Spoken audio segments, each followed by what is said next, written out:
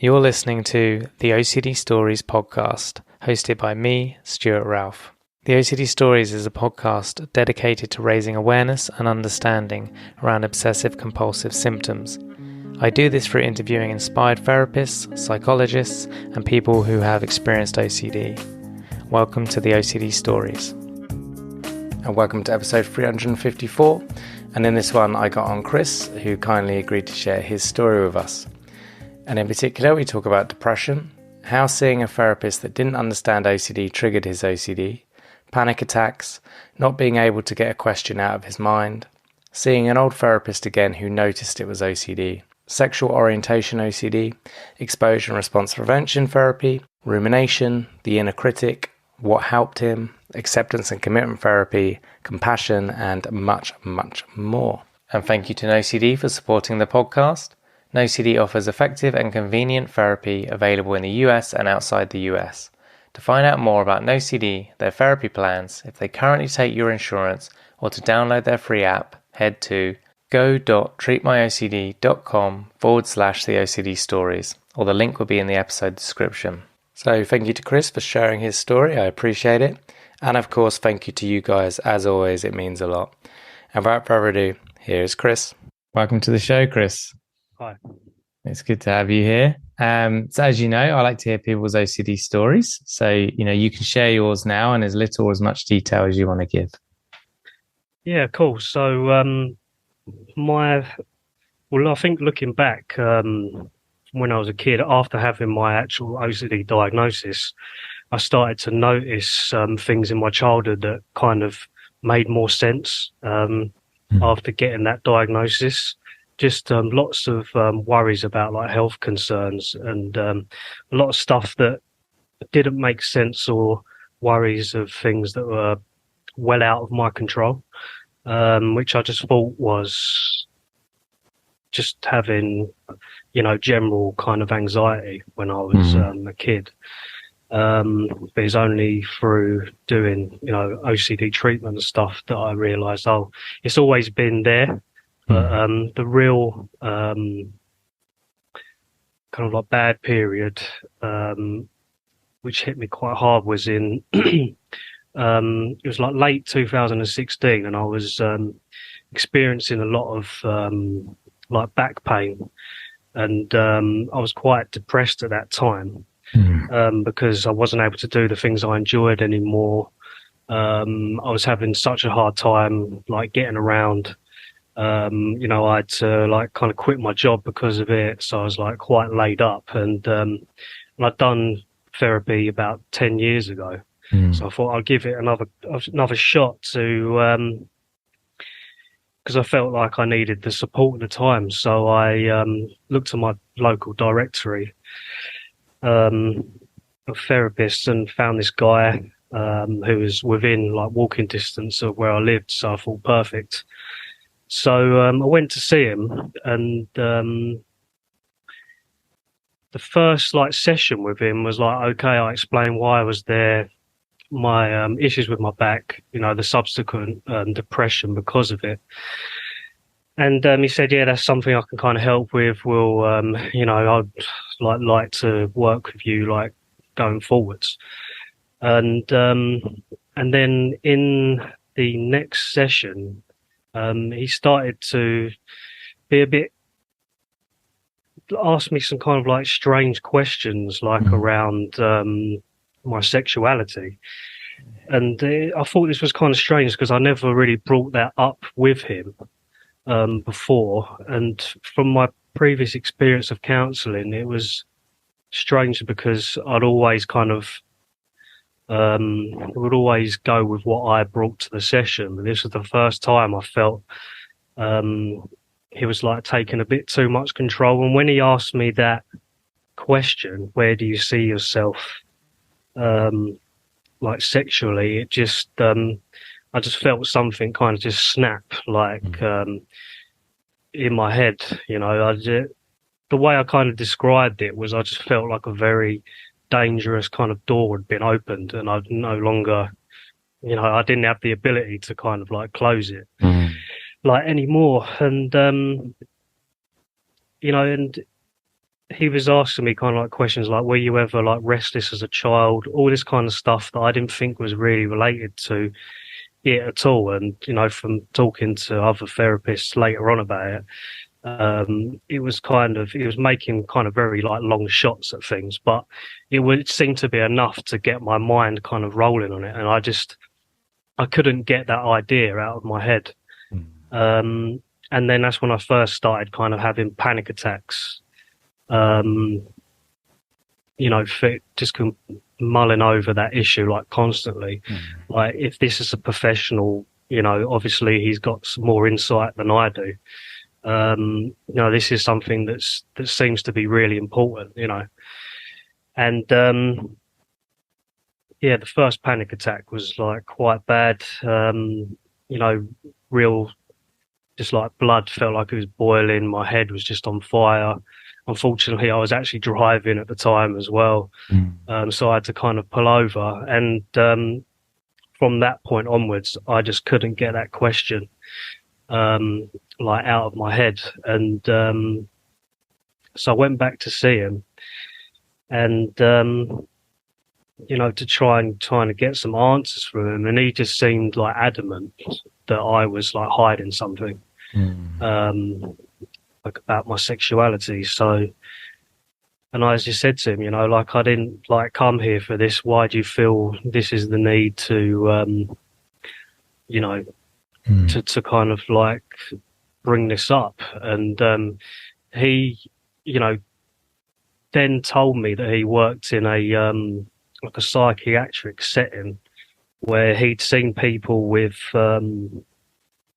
you know, debilitating health conditions such as bad backs and stuff like that, that had no physical diagnosis, i.e.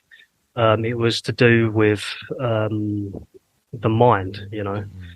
And so I think those two, the sexuality side and the fact that I had such physical pain at the time, kind of combined for this kind of perfect storm of, if I don't sort this issue out, then I'm going to be one of these people he's talking about, like in an institution, you know, with no certainty of how this kind of happened, which was like a very terrifying like thought for me to have, and one that like stuck around for some time and become a lot of the obsession was, you know, trying to get like certainty on where this back pain was coming from, you know. As we all know, there's no certainties in anything, and like, you know, physical pain is quite a multifaceted like problem. But for me at that time, it was just like a perfect thing for my, you know, OCD to latch onto. So at that point, I decided that this guy, there was something, I think I'm going to call it my gut, was telling me that this guy is being like unprofessional here. There was a big kind of pull for me to just like break it off, get out of there, which is what I did. Even though what I, you know, sometimes call the OCD part of my brain was constantly questioning that. It's like, why do you want to get out of here? Is it because you're hiding something? There was always kind of like he always had like an argument for me there. But I took the step and just said, listen, I'm not interested in this anymore. Sorry, you know, here's your money, but I'm going. And it drew me to kind of go back to a therapist I had 10 years prior. She was a psychodynamic counselor, and she helped me out like a lot with my self-esteem and lots of issues I had in childhood 10 years prior. And I knew that I could kind of trust her. I had very little trust in anyone else at that point because of this experience I had with this guy. So I went to see her, and then, you know, and she was like, you just seem kind of like really worked up about something. What's happened? And I just explained the situation, and she said, oh, you know, I never really thought that there was anything, you know, sexuality didn't really come up. So I'm not sure why he did, but, you know, let's just focus on the the stuff that you originally come to counselling for, the bad back and stuff. And, we don't have to sort that other like sexuality stuff out now. Let's just focus on this. But my head was just going back into it, and she didn't understand. I mean, as far as she was aware, I think she thought I'd put it to one side and was able to kind of focus on this other stuff. And really, it was just dominating my thoughts like 24/7 from when I got up in the morning, to when I went to bed. I was even, dreaming about it quite a lot. And, I think we did a couple of months of psychodynamic therapy, and I just brought it up again. I was just like, I can't get this out of my mind. And, she seemed to think that I could put it to one side, but it wasn't obvious that I could do that. And then the next few sessions we had was just me constantly asking for like reassurance on things. And it was one session where she was really observing kind of like my body language and what I was doing. And she just said, you can't stop this, can you? Like, you can't stop the kind of ruminating, like going back into it, because I would focus on something and she would kind of see my head, or my mind was kind of going off somewhere else. And I was like, I don't think I can, no. And then the next session I come in and she was holding some pieces of paper, and she said, I wouldn't usually do this, but I felt like it was necessary. I spoke to one of my psychiatrist friends in the NHS, and this is quite a common like theme of obsessive compulsive disorder. And she was basically holding some information on what she called like HOCD, obviously it's more like sexual orientation OCD, and she read it to me, and I was like, yeah, that just sounds like what I've been experiencing. And I was so lucky, really, that she took that jump, and I'm like forever thankful for it, really. And I mean, the advice that she gave me was like, okay, so you just need to essentially, whenever this stuff comes up, you just need to remind yourself that it's this. And obviously, I know that now that doesn't work, because if you're constantly saying it's HOCD, it's kind of reinforcing it. It's like reassurance. But, that's the kind of limited information she had at the time. So at that point, I just said, you know what, I'm going to take a holiday and I'm going to see how I feel afterwards. Maybe if I go away for a bit, it might kind of sort all these things out in my head. I went away, come back, it didn't. And I just said, I think I need to maybe see a specialist for OCD. And she said, yeah, I mean, we'll kind of, I'm here if you need me, but it's limited to, I'm limited to the amount of, I can really help you now, because you need to see a professional. So I ended up contacting a few therapists within the UK, which I couldn't afford at the time. I was in quite a lot of debt from not working, so I ended up going to OCD LA online with one of their kind of, because they have different levels of therapists there. They have ones that are like newly qualified, which are, it's like a cheaper, it's like a cheaper price for their therapy. So I ended up putting it all on a credit card, because I my life really wasn't worth living at that point.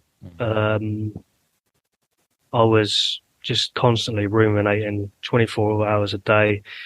I just really didn't want it to go on, and I was, it was a hard decision for me to kind of put myself in more debt, but I thought, if I don't do this now, then I can't see myself lasting another like 6 months because I just didn't really want to do like life anymore, sadly. So I just took a shot, and it was quite an unnerving experience doing that first session because I really didn't trust therapists, especially new ones at that point, because of the experience I had. I wasn't sure whether the whole idea of trying to treat this particular theme of OCD was, just an excuse of basically trying to get out of exploring my like sexual orientation. So it took me a while to kind of get to trust that therapist. But she gave me some good like psychoeducation on how OCD works, and then we just begun a list of graded exposures. So it's for me, the biggest thing was checking like bodily sensations. I'd come to do that for several hours of the day, and it was so mainly checking so my groinal area, and also just rumination on that. So the first thing to do was to try and just stop checking groinal sensations, which was very difficult because the goal was to take it down from, I think I put it in a ballpark figure of about 8 hours a day that I was doing that for, and the goal was to try and just get it down to just one. And I managed that within like a couple of months, and really it was I really enjoyed actually in the end doing the exposure and response prevention, because it was such like a goal orientated structure. That's like how I like led my life, like, outside of OCD. I like achieving things and like goals and stuff like that. And it was I like the framework of it, like we'll do these things and just see what the result is. And, the homework kind of method really works for me. Good. So, and that was over the period of about 8 months I was working with them, and it was literally so every week, 45 minutes, and then during the week was just massive amounts of homework, to the point where the obsessions really started to decrease. And it was, my therapist told me it's so much to do with like how much you throw yourself into it. And I think what I had on my side at that time was just the desperation of, really wanting my life back. Once I saw some improvement, so I just threw myself into it, just like wholeheartedly, really, and it just it just seemed to work out. So I ended the therapy with them because they didn't see that I needed any more treatment at that time. I kind of tapered off, went down to once every 2 weeks, and then just once a month as a kind of check-in to see how I was doing with the exposures. But it was during that time that, as all this obsessing and rumination left, I was just left with this real, like, empty feeling, because I'd spent so much time doing those ruminations and checking and stuff. I really didn't know like who I was anymore, because it was just so dominating. And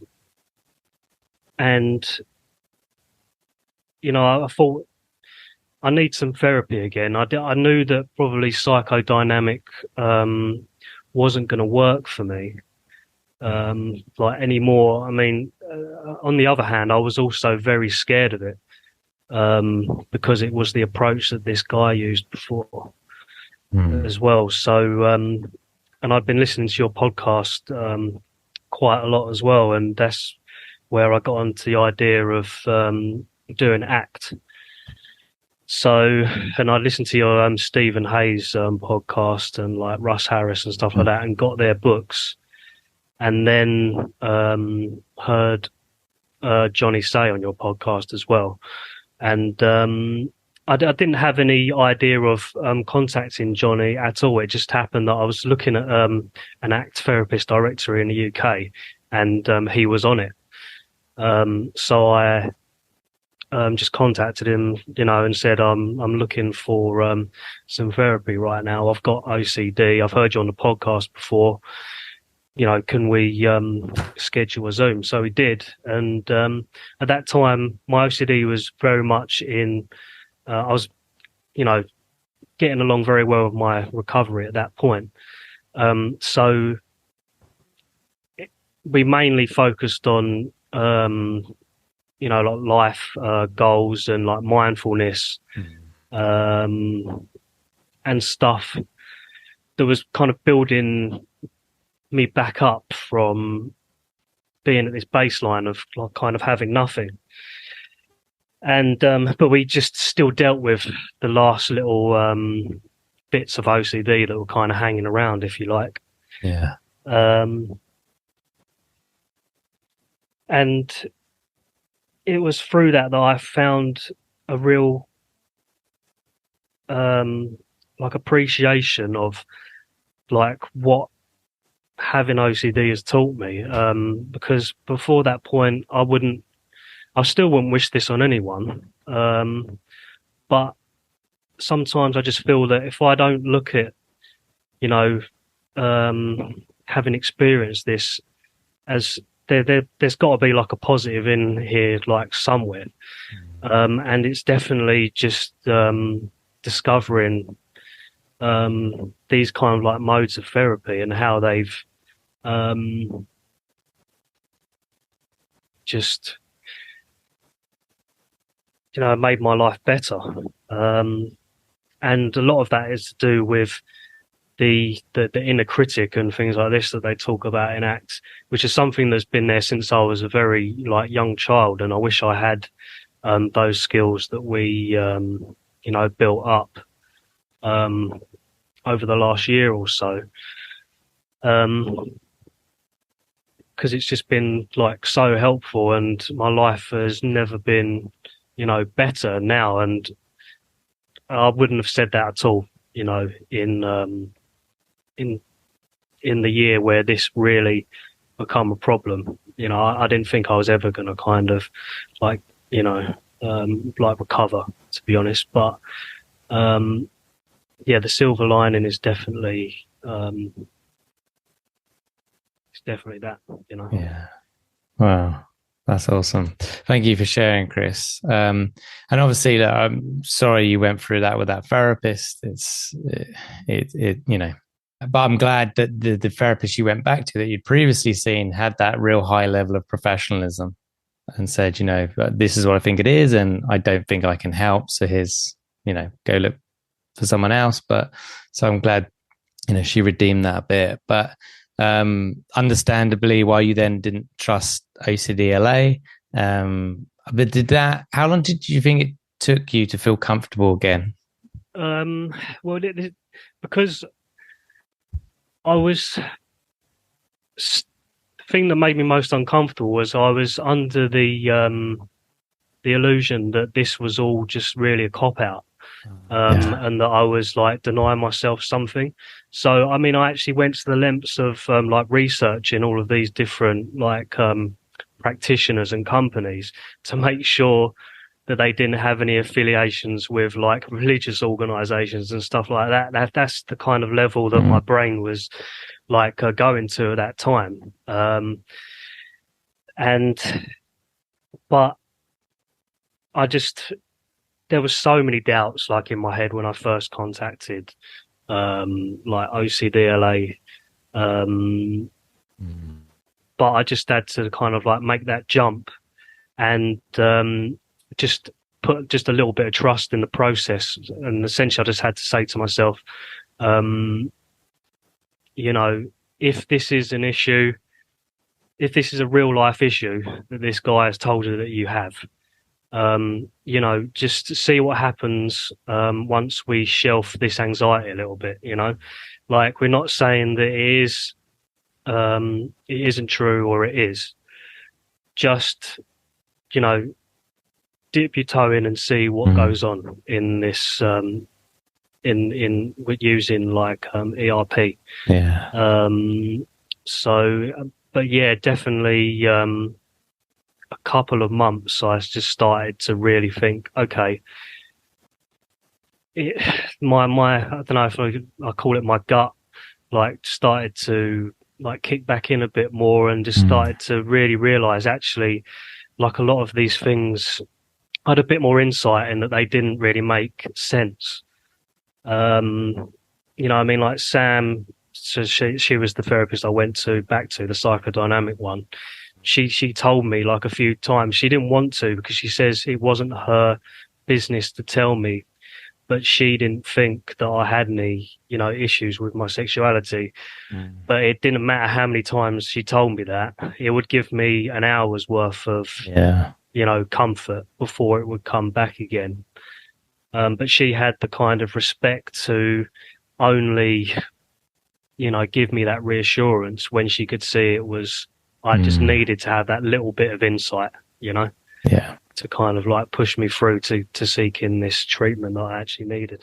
Wow. That's good to hear. And and good for you for when you got to OCLA for taking that leap, as you put it, you know, because you could have avoided it and said, I don't want to find out, you know, but you went in not knowing and you were taking a risk and, you know, it's paid off.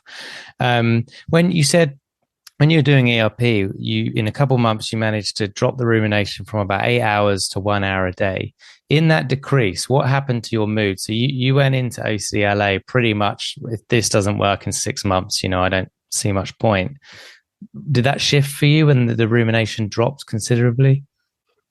It did, because as well as the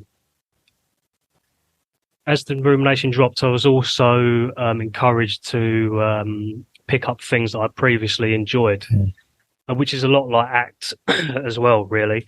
So I, you know, got back into making music again, and that stuff, you know, kind of started to bridge the gap there. I think if I'd have been told to just like stop rumination, that's it. I probably would have just gone back into rumination, I think. Or B, just been kind of, you know, just sitting there, just maybe like dwelling on other things or something. But I think the real thing that helped me was being encouraged to, you know, see the kind of, you know, do an exposure, accept the faults, notice when you are ruminating, and then, you know, just focus your attention onto something, you know, that's worthwhile, that you enjoy. And that definitely like elevated my mood a lot. I mean, in the first couple of months, it was the level where we were really 50-50 on approaching my GP to get antidepressants. But I mean, I'd taken them about 10 years prior, and they didn't seem to agree with me that well. So I decided to not do that and just try and get back into just doing some like light exercise and those kind of things, along the lines of like, you know, like behavioral activation and stuff like that. Yeah, brilliant. Absolutely, that's important for mood. Okay, so when you did ACT, what Were there any, well, what aspects of ACT do you think really helped you? And also, were there any like exercises or tools you particularly enjoyed or found Um, useful? yeah, urge surfing is like a massive one. Um, so when I was working with Johnny, we would generally start and end the session with just like doing a practice. So urge surfing can actually be done with anything, whether it's like checking, so it could be you've got like a text come in, like on your phone, you want to check it straight away, and you can feel the urge to kind of do that, and then you just kind of just consciously kind of sit on the edge of it, if you like, and just notice that it's there. So that was really helpful for OCD as well. And especially when I added that to like ERP, it seemed to like supercharge it like quite a lot. That was really helpful, and noticing and naming like thoughts as well was really helpful, and also like the inner critic, looking into that, and also treating that with compassion as well, which I hadn't done for like many years. Is like be kind to myself. I certainly wasn't when my OCD was really bad. Yeah. And Johnny's obviously he's a massive advocate for like compassion focused like therapy, and it was a hard one. That was the hardest thing to do, I think. Like being, like a guy as well. It's like we're not really taught to. We're taught to just be more like tough, or kind of like just berate ourselves into like feeling okay or whatever. But yeah, actually, just really just like sitting down in a practice and just when you're feeling down or bad, and just giving yourself some like care and attention, through like kind words or like touch or whatever, was like a real turning point in recovery as well, I think. Yeah, that's brilliant. Yeah, thank you for sharing. Yeah. So was there like an epiphany, light bulb moment where something just clicked about OCD, the way it works, or how you get better from it? Any moments like that? There was a couple, definitely when I was with my therapist Sam, and she just said that you can't stop, can you? Because I'd been such a cycle of rumination. I didn't know everything was kind of become meaningless. Periods of like dissociation, not really recognizing who I was like anymore, and just for those words like you can't stop.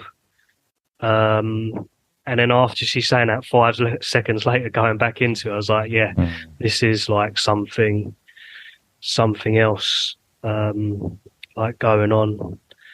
And the other one when I was doing, so I think just towards the end of my time with OCDLA, one of my dreams was to go to India to do ride motorcycles. So it was to do a motorcycle tour in India. Like I'd done some riding before in Asia, but I wanted to do like a solo trip for a couple of weeks. And I would, never would have been able to do it like in the midst of OCD, but I was getting like recovered, and then I went out there to do it, and like Indian roads, like compared to like British ones or anywhere else, it's just absolute chaos and it's crazy. Yeah. And I kind of come back and I was just explain this to my therapist, and she was like it's just like, she said that she'd been to kind of like Vietnam before and like saw those roads, and the thought of even getting on a motorcycle and being in that crazy traffic, that was another bit of epiphany for me, because it's like my fear, you got like your core fear, but for someone else, it's something different. You know what I mean? It's like I'm able to do this like really scary thing, and it's not much to me to do. But when that thing is my core fear and is like attacking something that I really like care about, then it means everything in the world to me, if that makes sense. So that was another like light bulb moment, if you like. Yeah, thank you for sharing. Yeah. Was it successful, the trip in India? Yeah, it was.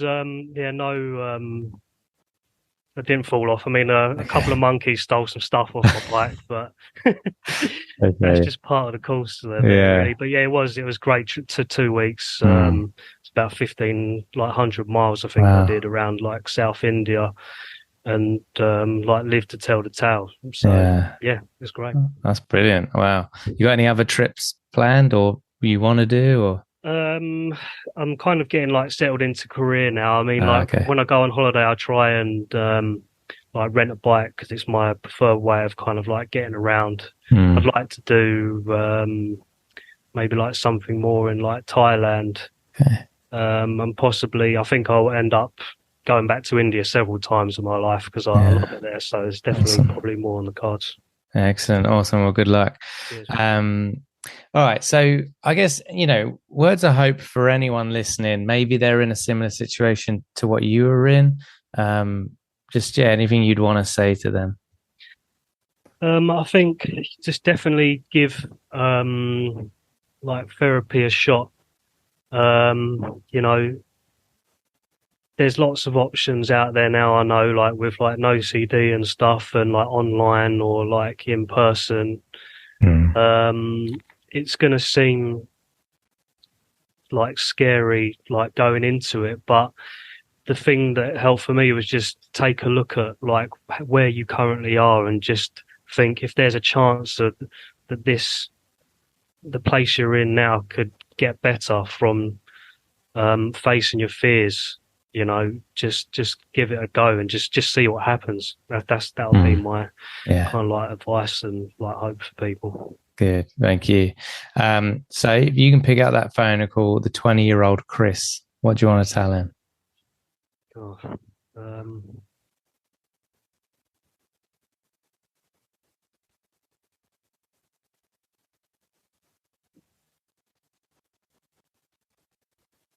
I think I'd definitely just say just be compassionate to yourself a lot more. And, you can be your own worst critic, but just give that some care and attention as well, because it's part of you, So yeah, just look after yourself. Yeah, excellent. Good words. And then lastly, you've got a billboard wherever you are in the UK. What do you want written on that billboard?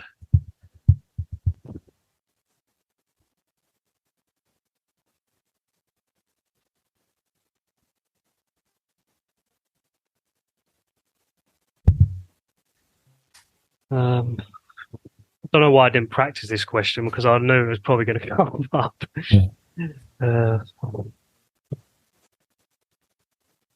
I think just never give up. Just keep moving forwards and take a chance, see what happens. Yeah, love it. So, lastly, anything else you wish you could have said or shared today? No, I think that's all actually, Stu. Yeah, thank you very much for having us on, and congratulations on your is it 5 million? 5 million, yeah, downloads, and you've helped me like a lot, and all the other guests, and it's like a real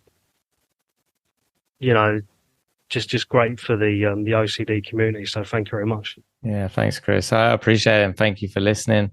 And obviously now sharing your story and being part of that, that journey. Thank you for listening to this week's podcast. If you enjoy the OCD Stories podcast and would like to support us with a one-time tip/donation, please go to theocdstories.com/support.